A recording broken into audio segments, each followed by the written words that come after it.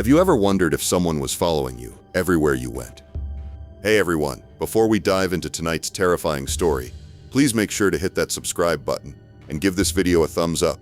It really helps the channel grow and lets me know you want more content like this. Now, let's get into tonight's nightmare. I work the graveyard shift for a delivery company here in downtown Chicago. The job involves transporting everything from emergency prescriptions to legal documents and late-night food orders throughout the city. My shift runs from 10 p.m. to 6 a.m., taking advantage of reduced traffic congestion that allows for faster route completion and more efficient fuel consumption. This nightmare began exactly 2 months and 3 days ago, fundamentally shattering my perception of personal safety. Until that point, my professional routine had remained predictably mundane. Familiar delivery routes through established neighborhoods, regular customers who knew me by name, and street layouts I could navigate blindfolded. My primary occupational hazards involved finding legal parking spaces in congested areas and navigating malfunctioning elevators in Chicago's numerous aging residential buildings. The possibility that someone might select me as a surveillance target had never entered my consciousness. That illusion of security evaporated completely the night I discovered a handwritten message on my motorcycle seat. Tuesday evening, November 15th at approximately 11:27 p.m., dispatch radioed coordinates for a Chinese food delivery to Millennium Towers, a massive residential complex situated in the heart of downtown. The destination was Unit 4B on the 4th floor of the East Building, an 8-story structure notorious among delivery drivers for its perpetually malfunctioning elevator system. Having serviced this location at least 40 times over the past year, I knew every shortcut and potential obstacle. The main entrance remained propped open with a rubber wedge, standard procedure during peak delivery hours to accommodate the constant flow of food service personnel. I secured my Honda motorcycle against the designated curb space and entered through the Art Deco lobby. The marble floors echoed with each footstep as I approached the stairwell, noting the familiar out-of-order sign taped across the elevator doors. Ascending the concrete steps, I detected additional footfall patterns echoing approximately 1 flight behind me. Another resident returning from evening activities seemed the logical explanation, particularly given the building's population density and typical nightlife schedules in this area of the city. Reaching the 4th floor required considerable physical exertion. These pre-war buildings featured unusually high ceilings, making each flight equivalent to nearly 15 standard steps. The hallway stretched before me in dim fluorescent lighting, punctuated by the muffled audio of television programming and late-night conversations filtering through heavy apartment doors. Unit 4B occupied the far end of the corridor, requiring navigation past 12 identical doorways. The doorbell produced a sharp electronic chime that echoed briefly in the narrow hallway. 3 minutes passed before the security peephole darkened, followed by the metallic sounds of multiple deadbolts being disengaged. The door opened to reveal a woman in her early 50s, wearing a burgundy terry cloth bathrobe, her graying hair secured with bobby pins. Dark circles under her eyes suggested recent sleep interruption. She accepted the thermal delivery bag with visible relief, commenting about how grateful she was for late-night food service given her irregular work schedule as a nurse practitioner. The transaction proceeded smoothly, total cost plus a 15% tip paid in cash, with sincere appreciation expressed for prompt service despite the elevator situation. Beginning my descent, I maintained awareness of ambient building sounds while navigating the poorly lit stairwell. Approaching the 2nd floor landing, distinct footsteps became audible from approximately 1 flight above. The rhythm suggested deliberate movement rather than casual residential traffic, with measured pacing that seemed to mirror my own descent pattern. Pausing at the 2nd floor landing, I turned to observe the stairwell above me.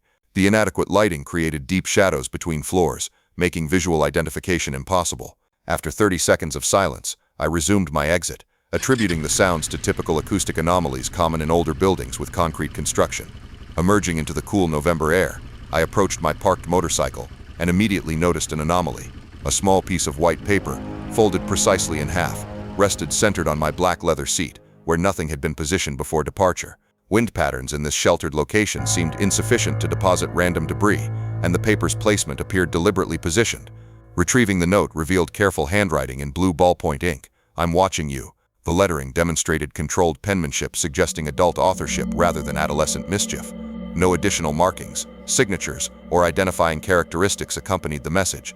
Multiple explanations seemed plausible: mistaken identity involving another delivery driver, elaborate practical joke orchestrated by coworkers, or random urban prank targeting service personnel. I preserved the note in my jacket pocket and dismissed the incident as an isolated occurrence. 4 additional deliveries remained on my route schedule, requiring continued focus on professional responsibilities and adherence to company time standards. Wednesday evening brought a delivery to Lincoln Park. a converted warehouse building with luxury lofts. The destination was the 5th floor, requiring another climb due to broken elevator service. This time I implemented heightened awareness, scanning for threats before entering.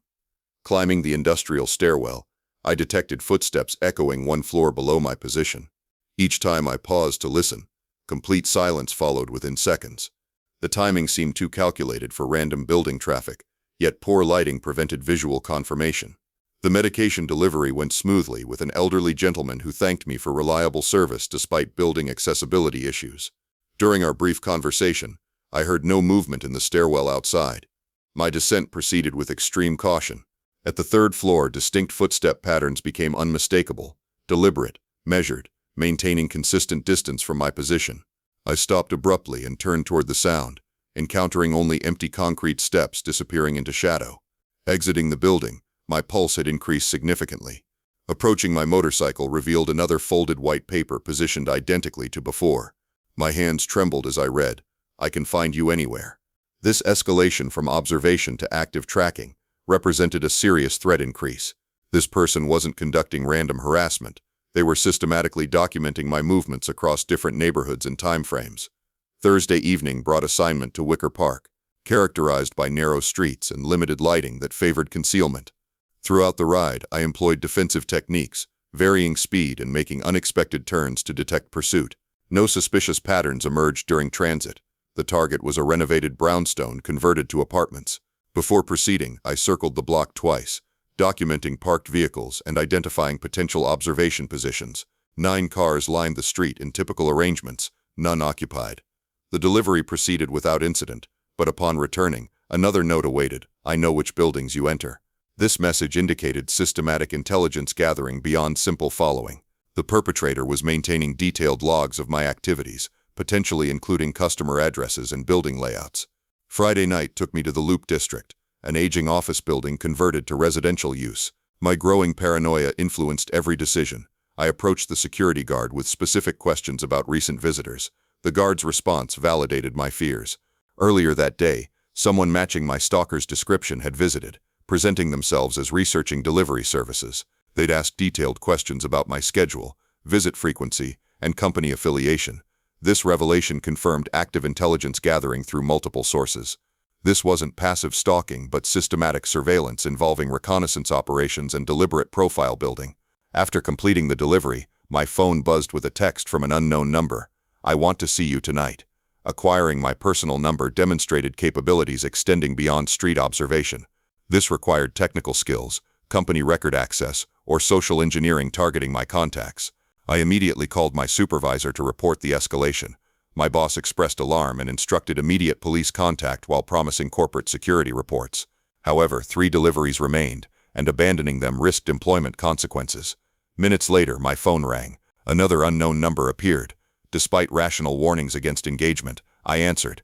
The voice was electronically distorted, speaking with deliberate precision. "I can see you right now." Terror overwhelmed rational thought as I scanned the environment. Street lighting revealed buildings, vehicles, and sidewalks, but no visible human presence. My demands for identification went ignored. The caller issued a final command before disconnecting. "Turn around and look up." I spun around rapidly, scanning every window, rooftop, and fire escape in the surrounding buildings. Nothing moved in the darkness above, yet the certainty that eyes were watching me felt overwhelming. My hands shook as I fumbled with the motorcycle keys, finally managing to start the engine after 3 attempts.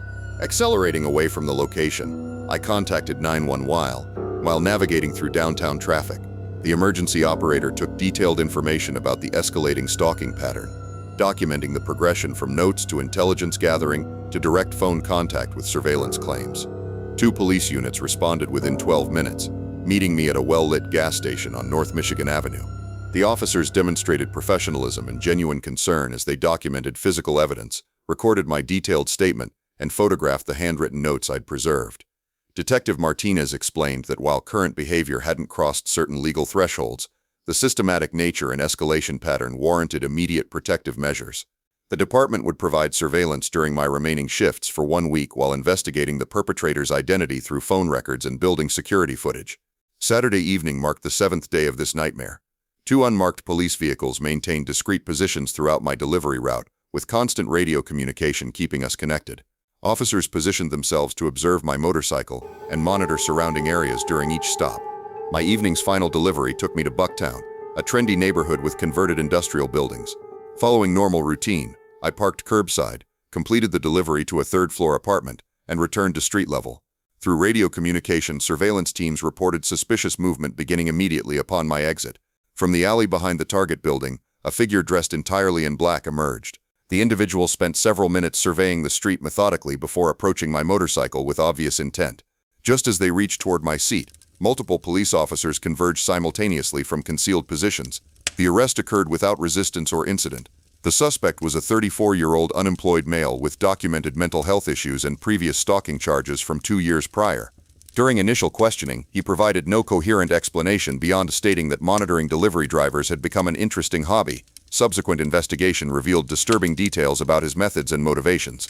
Police discovered notebooks containing detailed surveillance logs for multiple delivery drivers throughout Chicago, though my case represented his most intensive focus over recent months.